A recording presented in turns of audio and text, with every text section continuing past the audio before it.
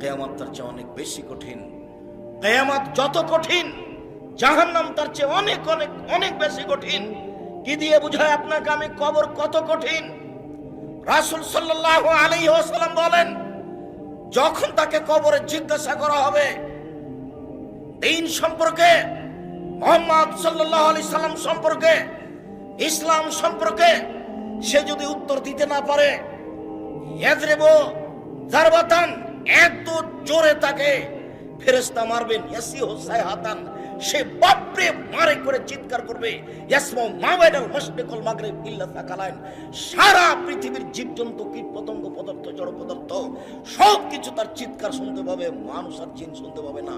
এখান থেকে 50,000 কোটি কিলোমিটার দূরে যে বস্তু আছে সেও শুনতে পাচ্ছে এই কবরের চিৎকার। সে কত জোরে চিৎকার করছে আপনাকে আমি বুঝাতে অক্ষম।